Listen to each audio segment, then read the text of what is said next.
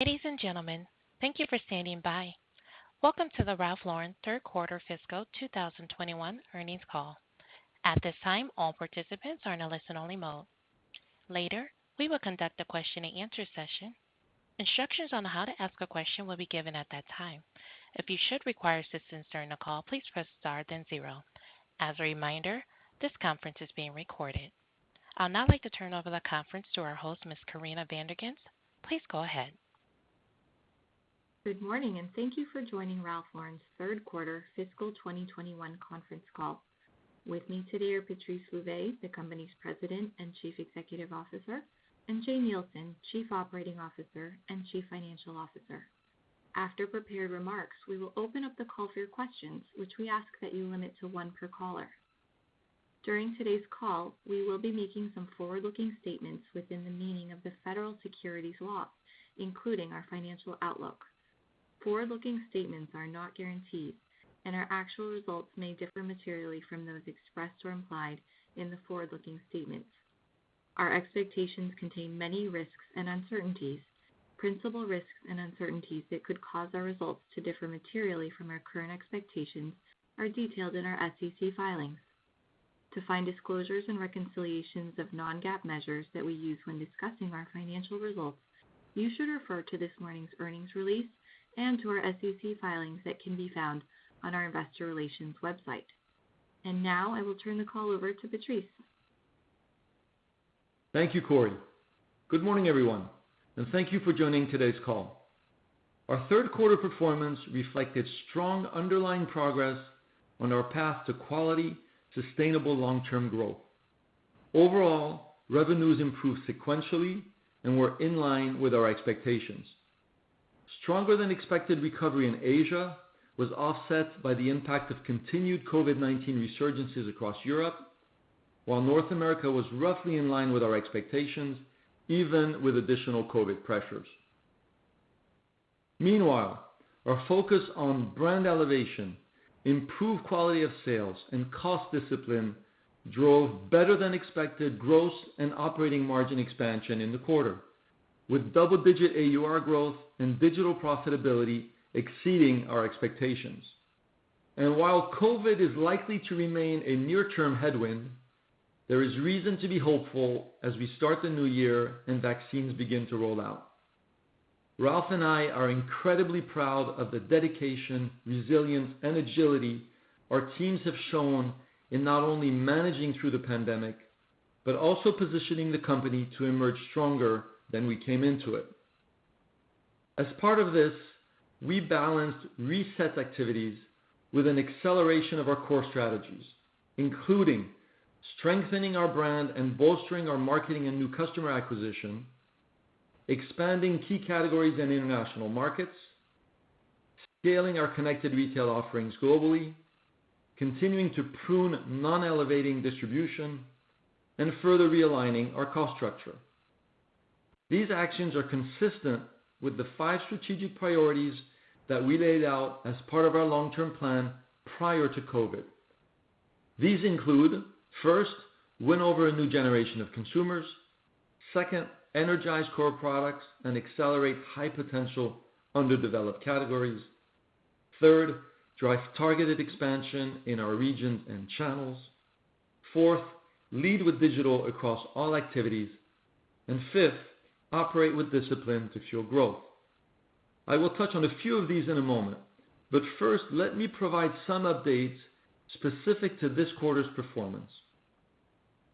As we anticipated at the start of the holiday season, the global retail environment remained volatile due to the pandemic and other macro factors. Nevertheless, apart from the impact of COVID resurgences, we were encouraged by several bright spots in each of our regions this quarter, led notably by Asia and our digital channels globally. Asia, which we view in many ways as a blueprint for our progress in other markets, grew 14% to last year.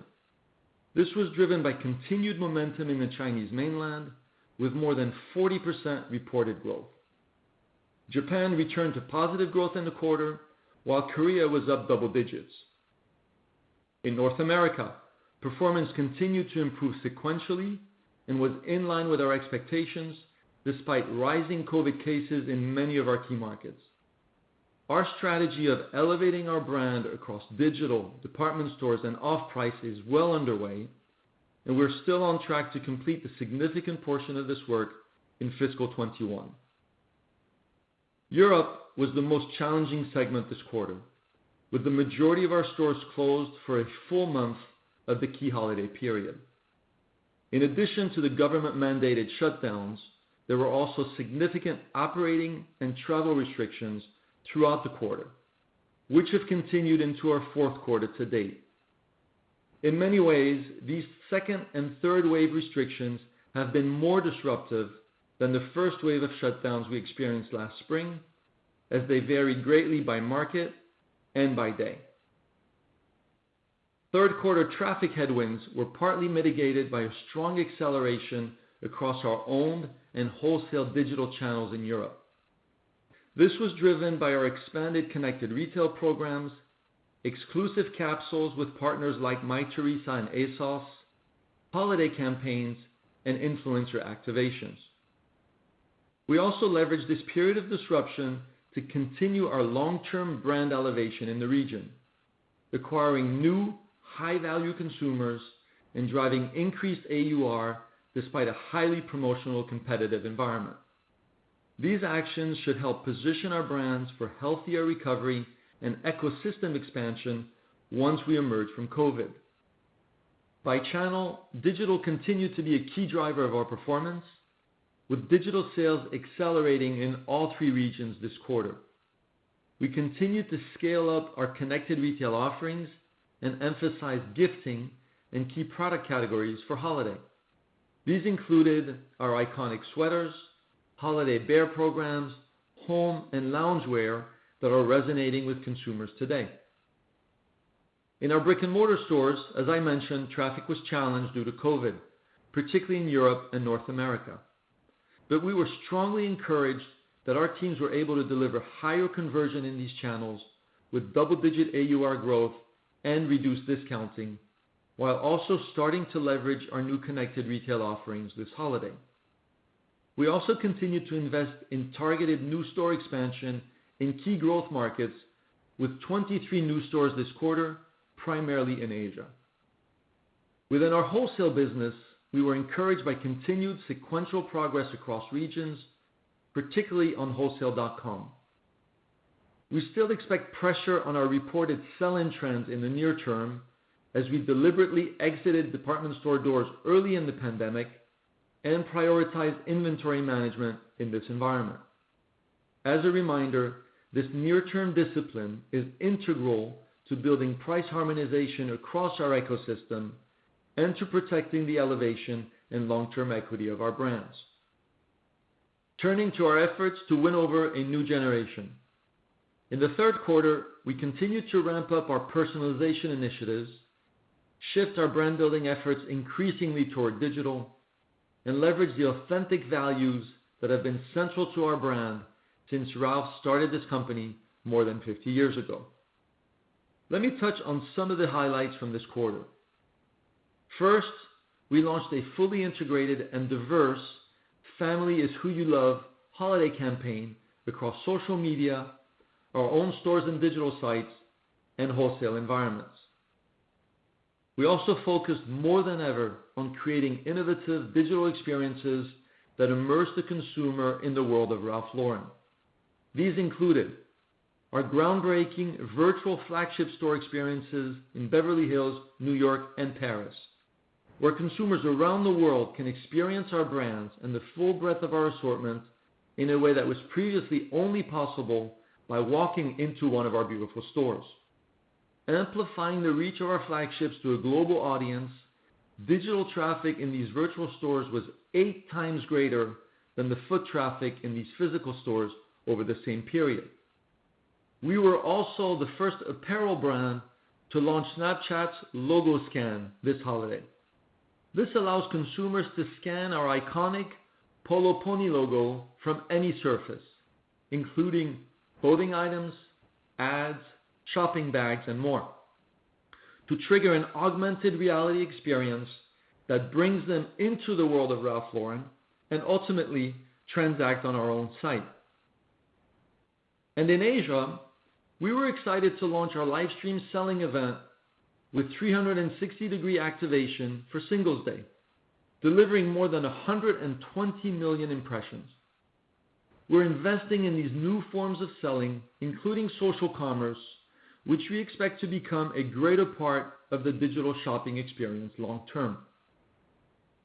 Looking ahead, we will continue to partner with celebrities and influencers who embody our core values, along with being a part of key moments around the world. More recently, Ralph and I were particularly proud of our brand's participation in the US presidential inauguration. Overall, we are encouraged by the momentum we are seeing in consumer engagement across generations. Notably, our brand awareness and purchase intent have accelerated since the start of the pandemic, and we are seeing particularly strong growth from consumers under 35 and women. We added more than 1 million new consumers to our direct-to-consumer platforms alone in Q3, and our total social media followers reached 45 million in the quarter. This was led by continued momentum across key platforms like Instagram, TikTok, YouTube, and Snapchat, where our Ralph Lauren Bitmoji collection is connecting strongly with Gen Z consumers. Since the launch last August, over 20 million users have dressed their Bitmoji in Ralph Lauren and tried on the collection over 550 million times. This takes me to our long-term priority of leading with digital. Fiscal 21 continues to be a transformational year as we digitize our consumer platforms and experiences and how we work as a company. On the consumer-facing side, the continued acceleration of connected retail is essential to creating the best possible experience for our consumers and to our long-term growth. Building on our accelerated connected retail launches in the first half of the year, in the third quarter we added mobile point of sales across our North American retail fleet, appointment scheduling, and curated personal collections online, all while continuing to expand our digital clienteling programs globally. We also launched our Hong Kong digital flagship in time for holiday, which is an important part of our broader ecosystem strategy as consumers shop and travel in new ways.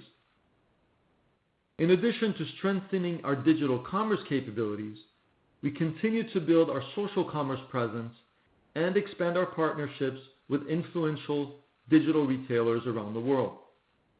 Our teams executed a successful global launch campaign this holiday with Farfetch. We delivered lifestyle content tailored to next generation consumers, reaching over 15 million impressions globally, including the first ever editorial experience within the Farfetch app. We were encouraged by engagement rates that were 3 times higher than our competitive benchmark on this platform. And as we continue to digitize how we work as a company, we launched our integrated vendor management system in the third quarter with the majority of our suppliers. This new digitally centralized portal enables us to communicate seamlessly with our suppliers on everything from digital product creation to real-time tracking on our production status and factory capacity. It also enables us to track and support areas like gender diversity at the supplier level. This is all part of our broader goal of elevating our product, streamlining how we bring them to market, and making it easier for our teams to stay connected and agile, all while driving our sustainability and citizenship initiatives across everything we do. Touching on our work to operate with discipline to fuel growth, our ongoing focus on balancing growth with productivity continues to be an important element of our long-term plan. And this discipline is even more critical as we make hard choices to realign our cost structure so we can position the company to emerge from COVID stronger than we came into it and pivot back to growth. In the second quarter, we announced the first major actions related to our fiscal 2021 strategic realignment plan.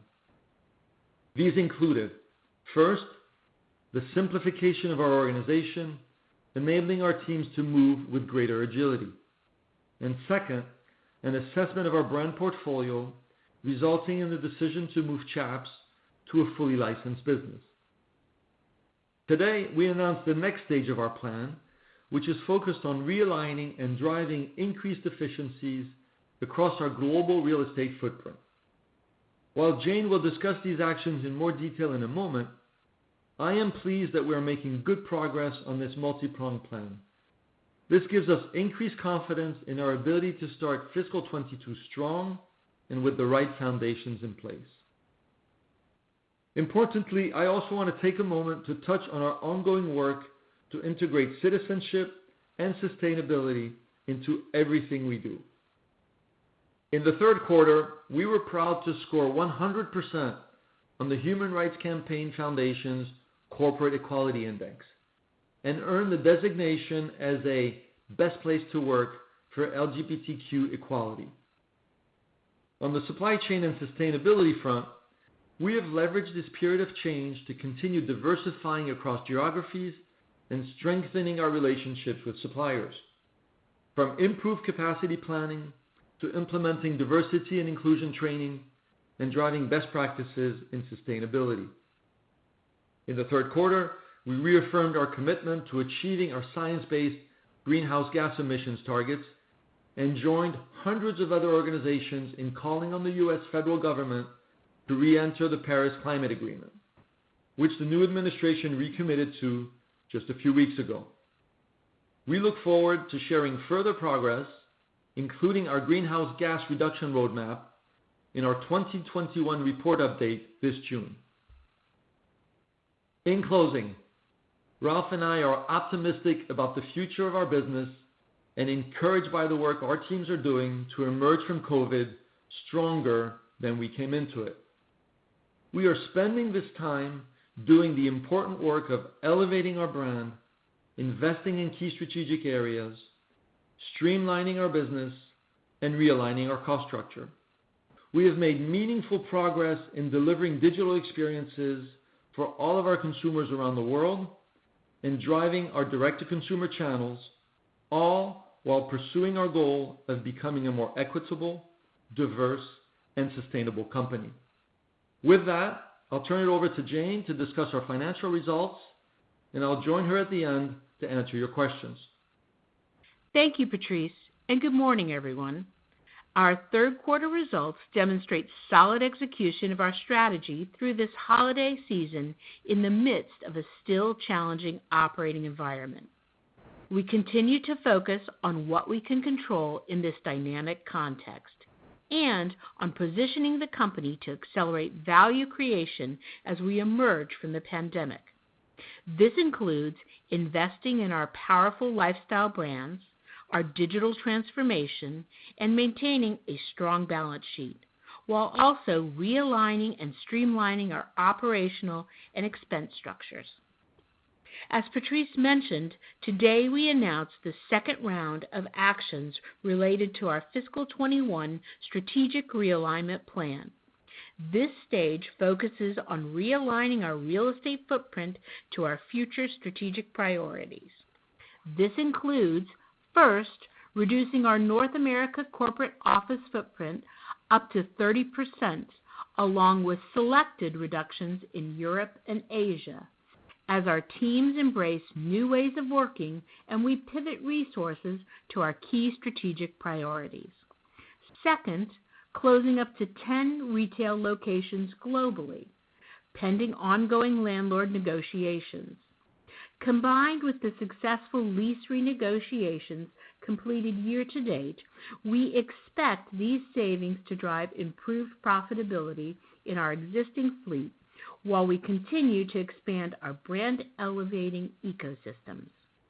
And third, completing the consolidation of our North American distribution center operations to drive greater efficiencies, improve sustainability, and deliver a better consumer experience, with faster average delivery times and an increased focus on connected retail.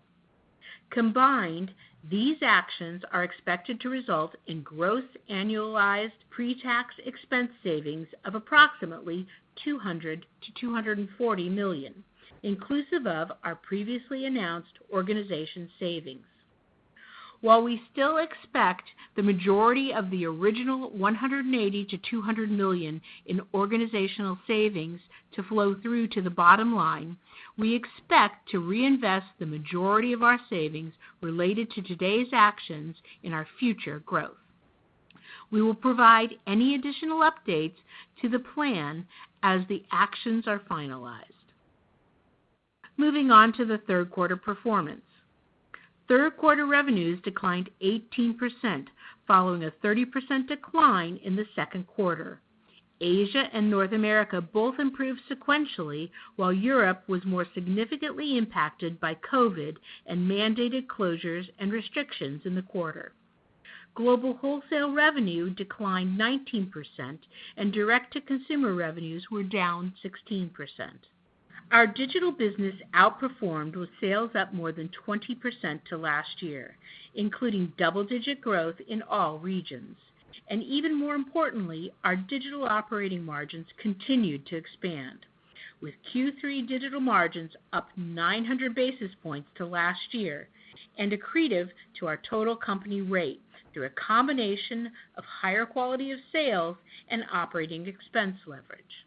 Driving profitability in this business remains key not only to our long-term margin accretion and shift to DTC, but also to our strategy of repositioning RalphLauren.com as our digital flagship, or the best expression of our brand online.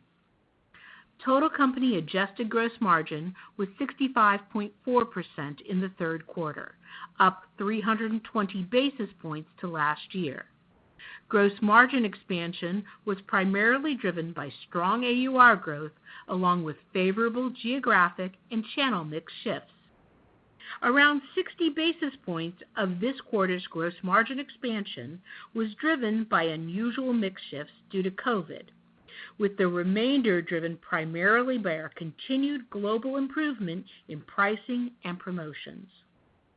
Third quarter AUR growth of 19% was above our expectations, with North America and Europe up double digits and Asia up high single digits. We continued to elevate our brands across every touch point, significantly reduce promotions, and take targeted pricing increases.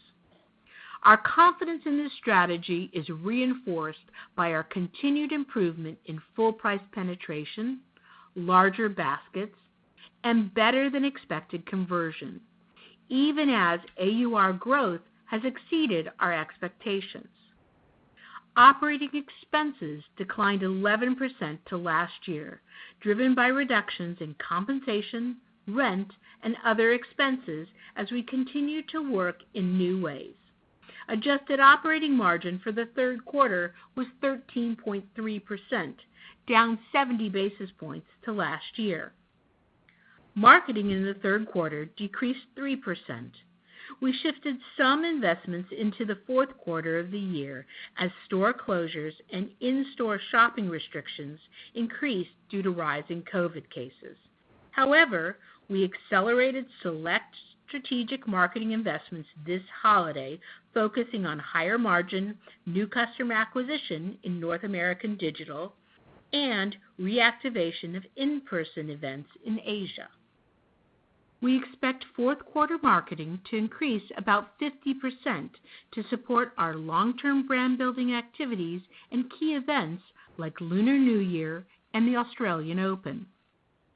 This elevated growth rate reflects both the timing shift from Q3 and lapping of last year's depressed marketing spend as COVID hit Asia, followed by Europe and North America. Moving on to segment performance. Starting with North America, revenue decreased 21% to last year. Retail comps declined 21%, driven by a 30% decline in bricks and mortar comps, while our own digital comps improved sequentially to 9%. Brick-and-mortar comps continue to be impacted by COVID-related traffic declines, with third-quarter traffic down 45% and foreign tourist sales down about 85%. However, we continue to drive our strategy of improving quality of sales, with our third-quarter discount rate down nearly 400 basis points. AUR up mid-teens and conversion up more than 200 basis points in our brick-and-mortar channel.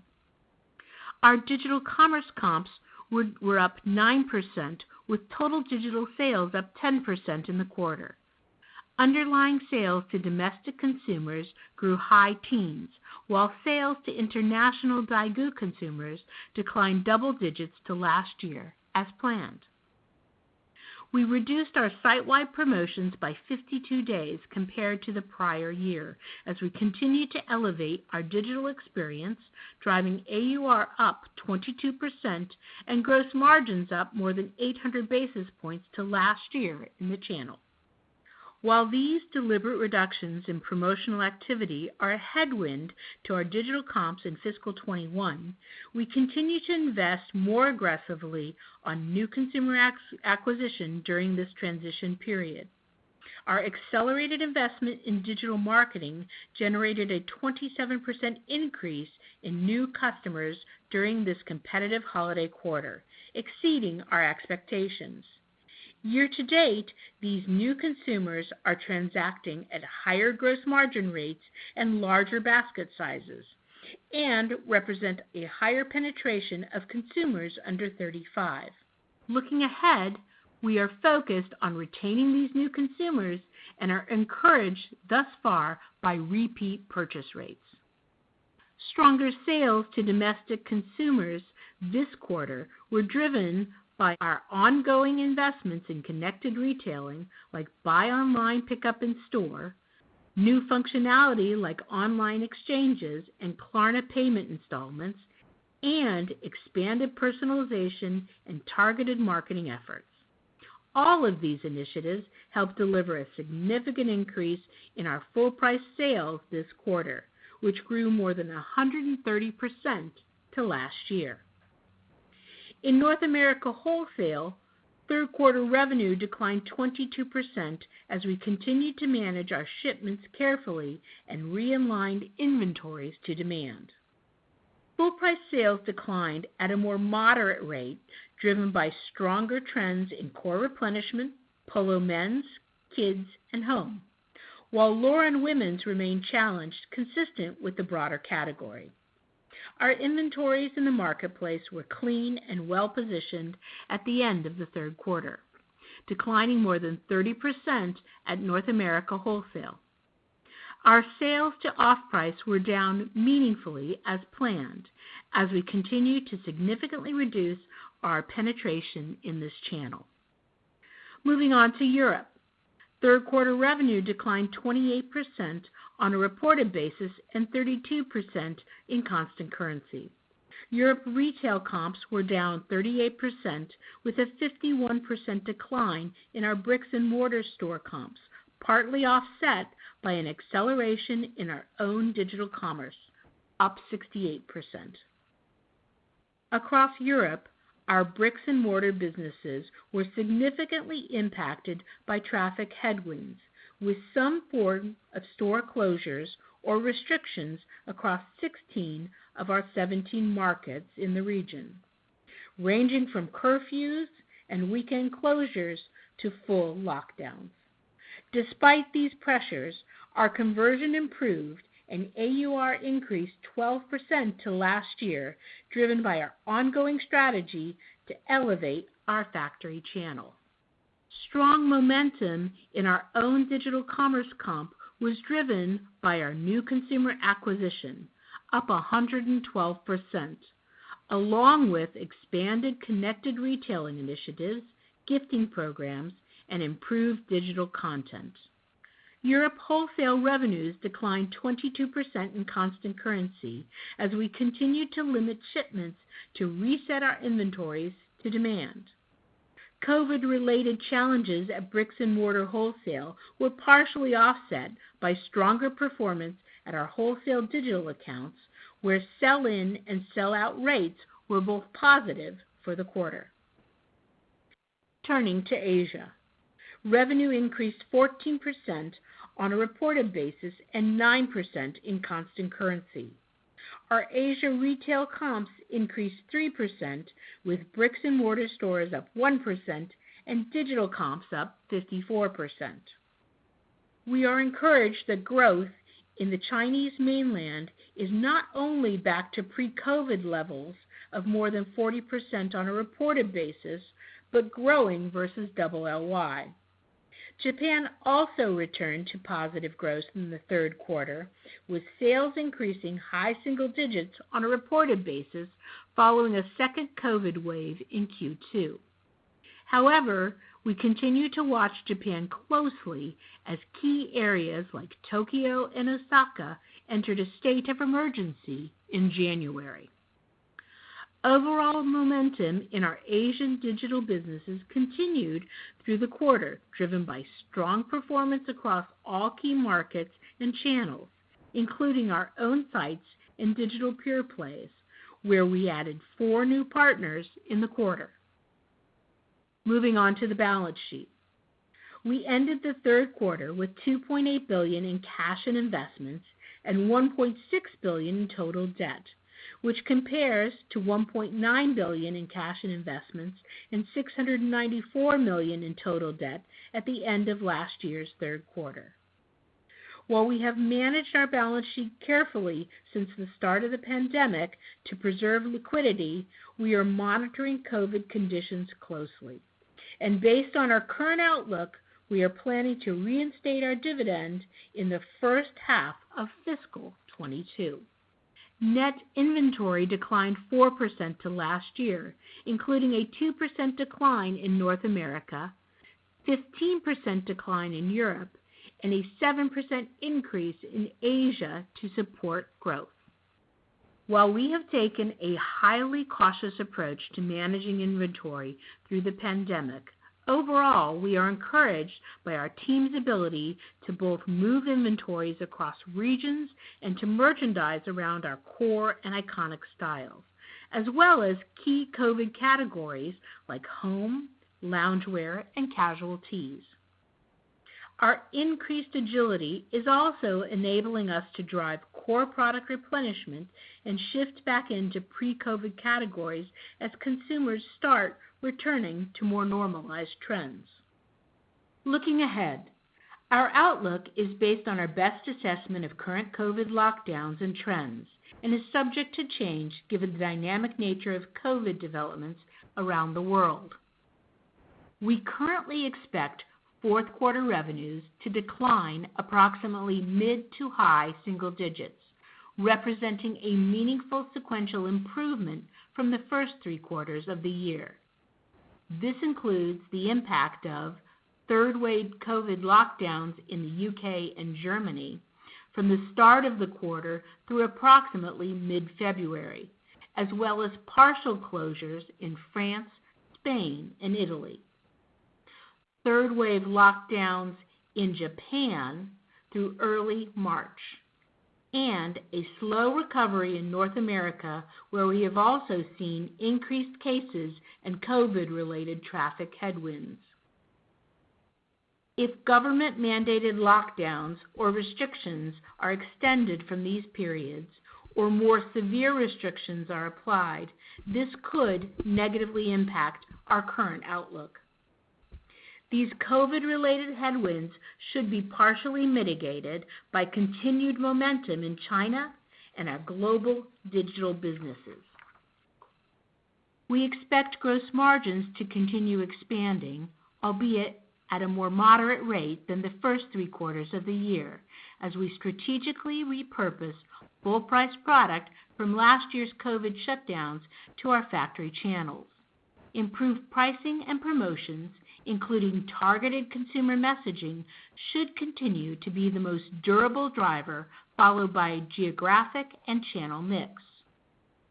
We expect operating expenses to increase low single digits as we re-accelerate our brand building investments to support growth coming out of the pandemic, largely offset by our ongoing expense discipline.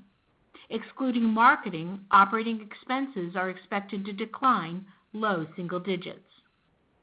We expect inventories to increase in the fourth quarter as we start building back into demand and lap last year's double-digit decline in response to COVID. In closing, we are encouraged by the progress our teams have made over the first 3 quarters of the year. As we close out this fiscal year, we are focused on offense as we leverage all of the critical work our teams have done prior to and through the pandemic to position the company for quality, long-term growth.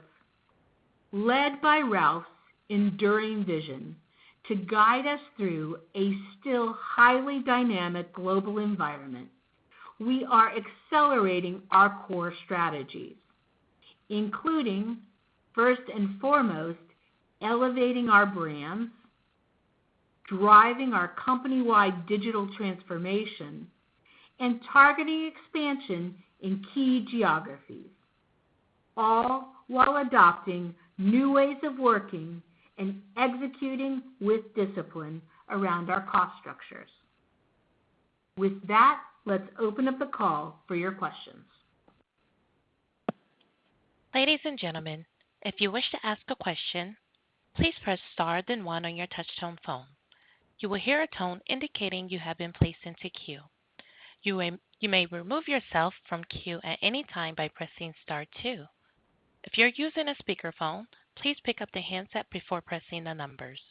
We ask that you limit yourself to 1 question per caller. Once again, if you have a question, please press star 1 at this time. 1 moment, please, for the first question. Our first question comes from Alexandra Walvis with Goldman Sachs. Good morning. Thanks so much for all the color so far, and thank you for taking our questions here. So my first question is on the strength of the brand. We're a year into the pandemic now, and you've clearly expanded digital capabilities. You've taken meaningful steps to reset distribution cost structure. But if we look at your most important asset, the Ralph Lauren brand, can you talk to what gives you confidence in your brand health now? And is this where you want it to be in order to support strong growth coming out of the pandemic? And then my second question relatedly is on how confident you are that we should see AUR growth in F22 off the higher AUR base in a backdrop that may well be a little more promotional than during the pandemic. Thank you in advance. Good morning, Alex. Well, thank you for your question. I'll take the first part, and then Jane will cover your AUR question. So elevating our brand and attracting high-quality new consumers across all 3 regions, particularly in the U.S., are top priorities. And listen, will continue to be top priorities as we come out of COVID. The general message is we're making strong progress. A few points to kind of support that. First, our data shows that our brand has strengthened through the pandemic. Specifically, if you look at brand awareness and purchase intent, they're both up versus a year ago and continuing to progress quarter on quarter, with particularly encouraging progress among next-gen consumers and women.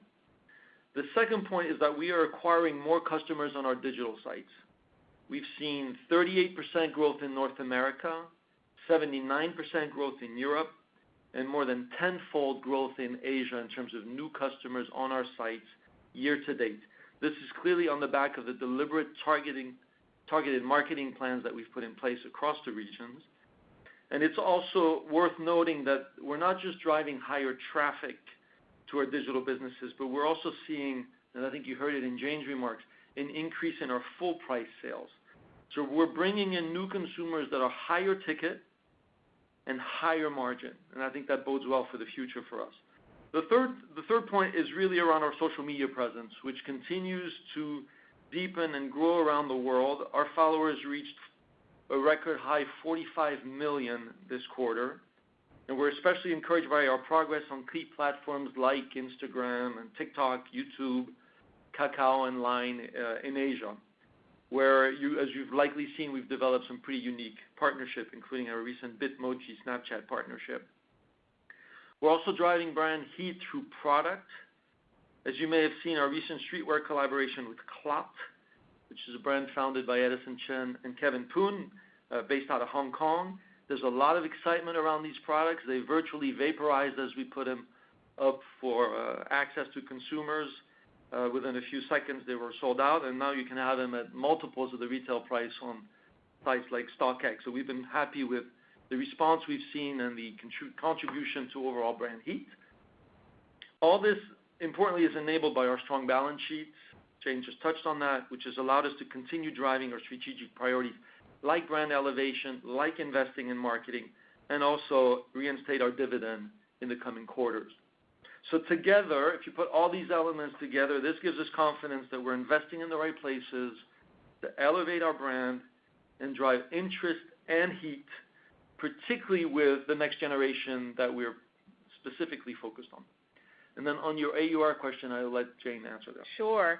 So Alex, we are confident in our AUR growth, certainly because it's led by brand elevation, and that brand elevation is something that we've focused on this year and are committed to continuing. And just as I look in the near term, even into Q4, we're expecting AUR growth about comparable to what you saw in Q3. But even as we come out of the pandemic and looking forward into fiscal 22, while we're not guiding, we do expect to comp the underlying AUR growth. Now, we know that there have been unusual mix benefits during COVID, with many of our stores and outlet doors closed during the COVID period that lifted AUR. We've tried to be clear about calling that out and the impacts of COVID. So our best estimates were that in Q1, underlying AUR growth was about high single digits, and in Q2 and Q3, it was in the low to mid teens. So that's the basis on which we expect to comp. And what we really feel good about is the long-term guidance for AUR as we move forward, which is in the low to mid-single digit range, because our long-term drivers are still intact. As I said, elevating our product, our marketing, and shopping experiences, which we've been talking about this year, all focused on elevating our brand. That we have the capabilities and an increasing number of tools that have proved out as we drive personalization in terms of managing promotional levels, better promotional levels, more personalization, more targeted promotions that have been very favorable in terms of driving AUR. Strategic price increases. It's a muscle that I think we started over a year ago, starting in our factory channel, and you can see that carries through today, where we've seen sort of a mid-teens price increases in our outlet channels as we elevate that product, put more quality in, and we feel that we have more to go on that journey. And then, of course, there will be post-COVID continued mixed benefits as structurally our international businesses grow faster. As we move to be a more DTC-oriented company, that will also drive overall AUR. And certainly the work that we've done in digital on AUR will continue to pay dividends into the future. So we feel really good about our trajectory, understanding there will be some optics coming out of COVID. But I think we've been clear on the base and where we go in the future. Thank you. Next question, please. Thank you. The next question comes from Michael Binetti with Credit Suisse. Hey, guys. Thanks for all the detail here today. I wonder, Jane, if you could just clarify. Hey, Patrice. Jane, could you clarify, you mentioned shifting to offense and starting to build inventory a little to be preparing to fill demand as stores start to refill here. But you did comment on continuing to elevate the brands. Your AUR commentary reflects that as well. You mentioned focusing on starting 22 strong, and since that's just a few weeks away for you, can you speak to where we'll see the most important inflections in the recent P&L trends as you transition through into the early part of 2022? And then we're starting to hear some commentary around the sector from management teams' thoughts on when they think they can approach pre-pandemic metrics. And as we look at consensus for your company, the general assumption is that the combination of all the work you've done on quality of sales to boost margins, well over $2 of net EPS you've added from the SG&A work you've done, consensus still has that combination landing at earnings below 2019 levels in the second half of this calendar year, so September and December quarters. I'd love to hear your thoughts on that if you have visibility to just help us a little bit because of the fiscal year end that you have here in March. Sure.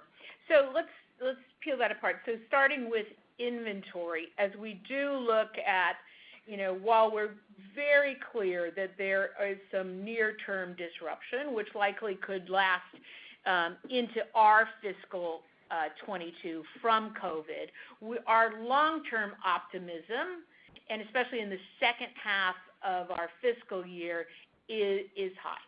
And so as I think about what we're going to be overlapping, we expect that store comps, will be meaningfully better as we move through the year, and certainly as we move through the fiscal year into the second half. And that's really, contingent on the vaccine and some of the abatement in the virus, which we believe in. And so we do believe that store comp will continue to be a positive factor as we move through fiscal 22. Certainly our wholesale businesses have not been immune to the factors of COVID, and I think that as we emerge from the crisis, you'll also see, we've been very tight on our sell-in. And sell-in has been under sell-out, and so there are good inventory replenishment needs in the wholesale channel, especially as like our own channels, they come out of COVID. We feel, our inventories were down 30% in North American wholesale. They've been sequentially down in Europe, so we feel good about our position. They're ready for fresh product, which we feel will be able to fulfill and expect momentum coming out of there. And of course, the investments that we're making in digital, as we look across our total digital business, we expect acceleration, global with our total digital business in Q4, and certainly as we finish the cleanup in North America, and you can see that domestic consumer up high teens this quarter.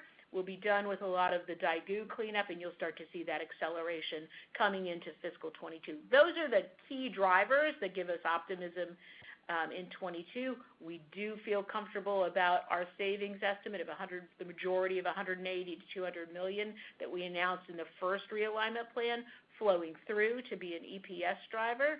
And with that, our additional savings that we announced today will be used to accelerate and restart all those drivers that I talked about on sales to make sure that we have the investment funds to continue our digital expansion, elevate our brand, focus on marketing, which you've seen us approach with optimism in the fourth quarter. Marketing will be up 50%.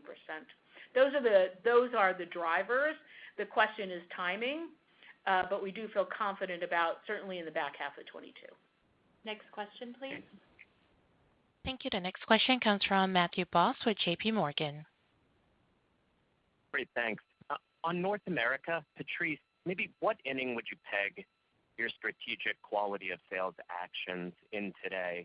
And then Jane, on SG&A, how should we think about incremental cost savings going forward relative to today's announcement?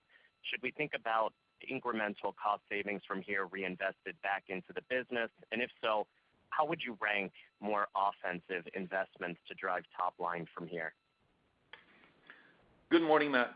Jane loves your baseball analogies. So listen, I think there are two streams to think about when we look at North America.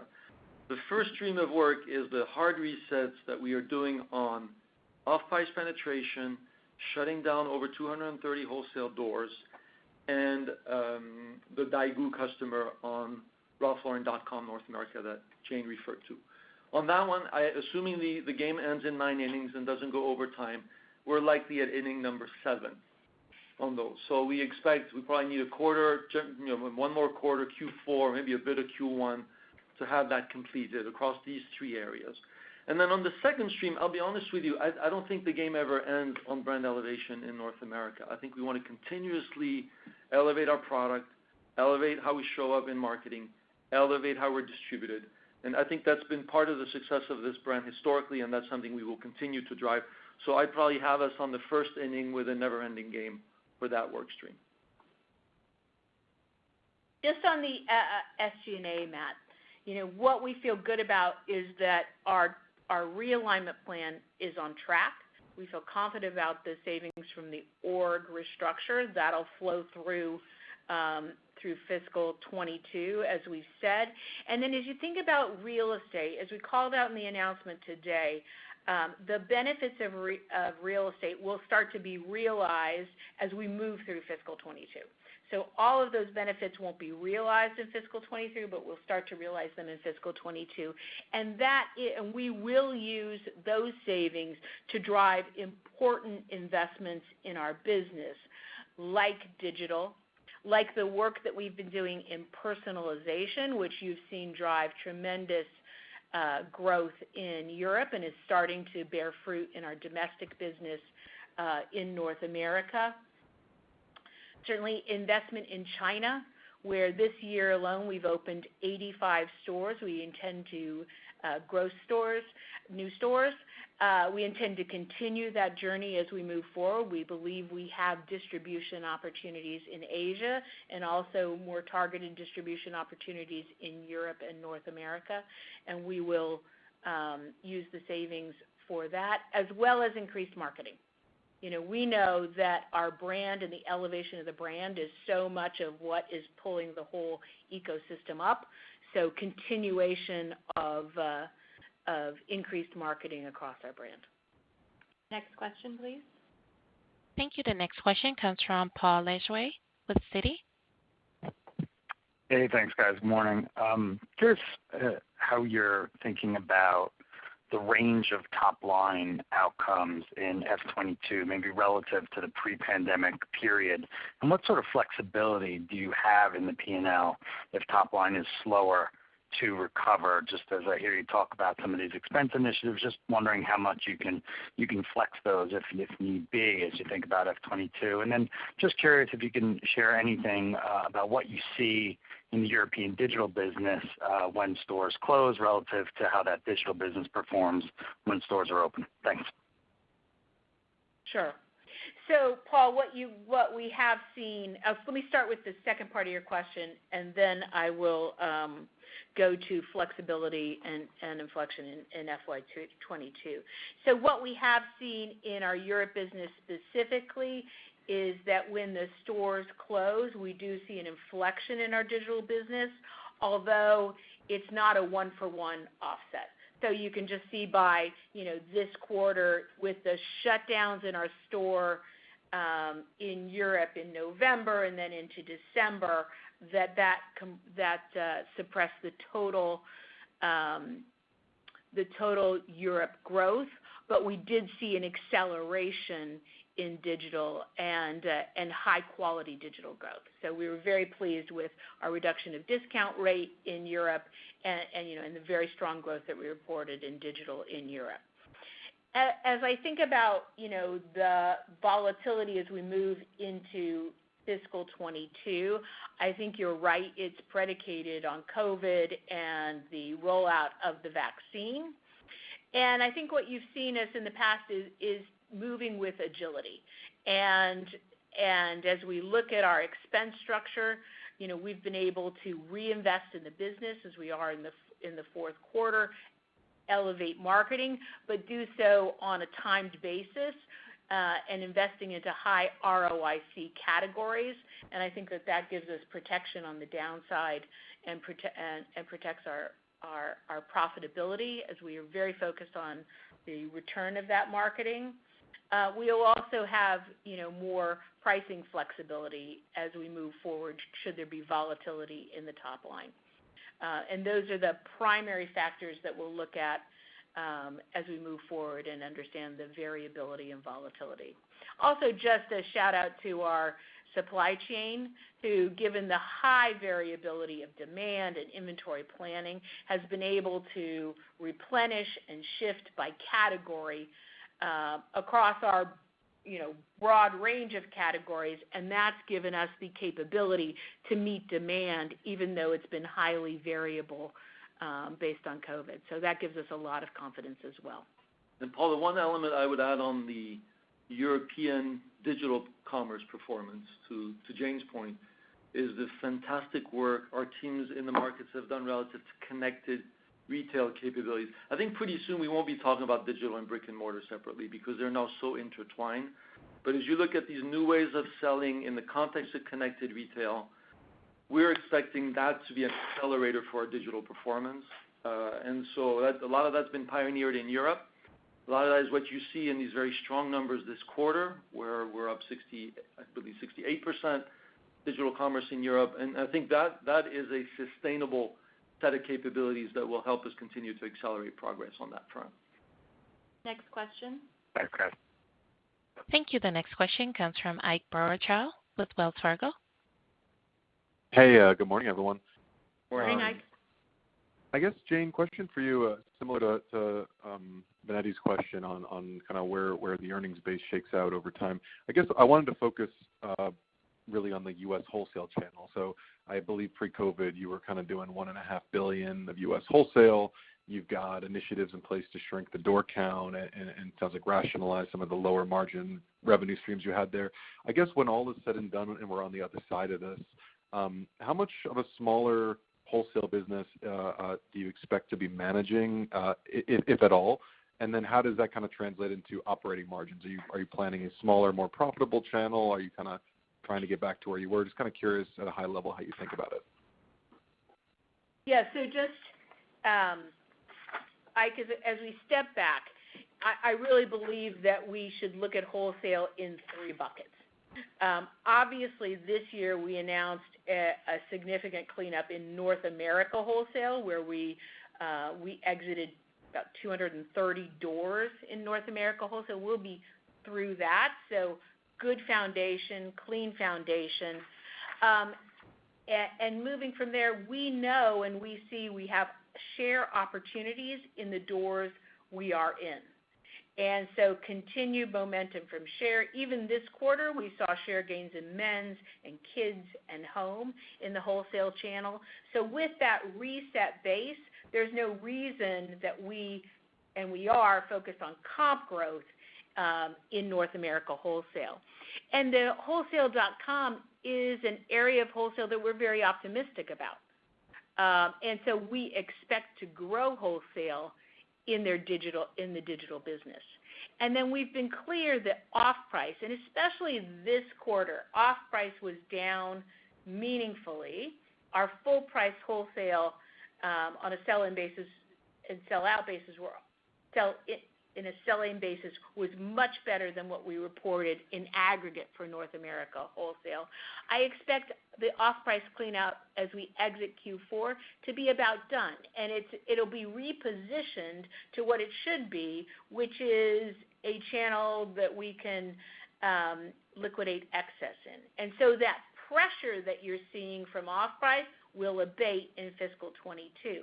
So we feel good about the foundation of where we'll be in wholesale. It will be a smaller channel. As you know, we announced the change of Chaps to licensing.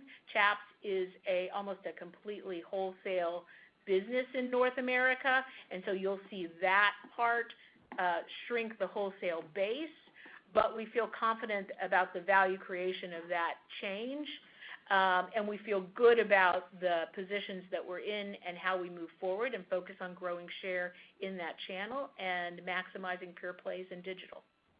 Next question. Last question, please. Thank you. Our final question comes from Simeon Siegel with BMO Capital Markets. Hi, everyone. Thanks, and good morning. Jane, sorry if I missed it. Could you drill down on the 900 basis points of own digital operating margin improvement? I mean, that's really impressive for a generally variable expense business. So maybe how much of that is gross margin at UR, or just how should you think about where the improvement came from and where we go from here? Thanks. Yeah, sure. So the primary driver of our digital margin reset was our pricing and product mix strategy. So we are elevating the mix, our product mix on our digital sites. We are pulling away from, especially in North America, from those Daigou discount-oriented customers.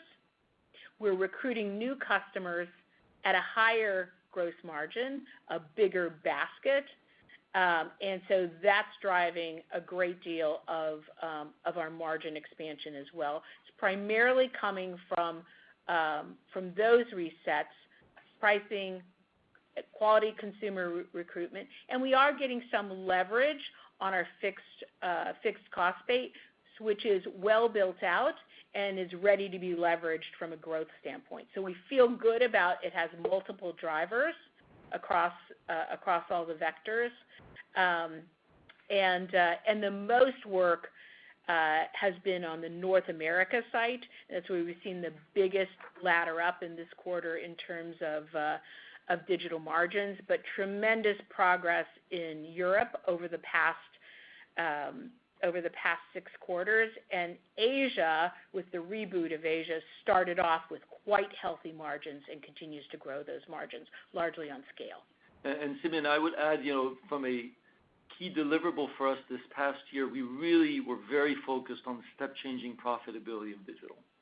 Because there's no interest in driving digital if, frankly, it's going to be completely dilutive to your overall business. And we know it is the channel of the future. So as a team, we really focused on not just improving by 10 basis points, but the step change that you saw here, which is not a one-timer. This is sustainable because we're now getting to a point where our own digital operations are accretive to our overall company margins, and therefore we have every incentive to follow the consumer who wants to actually shop on that channel. So excited about the progress and expect this to be sustained for us moving forward. I love the new consumer metrics and the new consumers that we're recruiting. We're really excited about that as an investment opportunity for us. And, I know I mentioned it on the script, but we're really proud that full price selling on our site up over 130%. Good. So that's a good place to start. Sounds great. And close. Thank you, Simeon. So thanks everyone for joining us today. We look forward to sharing our fourth quarter and full year fiscal 21 results with you in May. And in the meantime, please stay safe and have a great day. Ladies and gentlemen, that does conclude your conference for today. Thank you for your participation. You may now disconnect.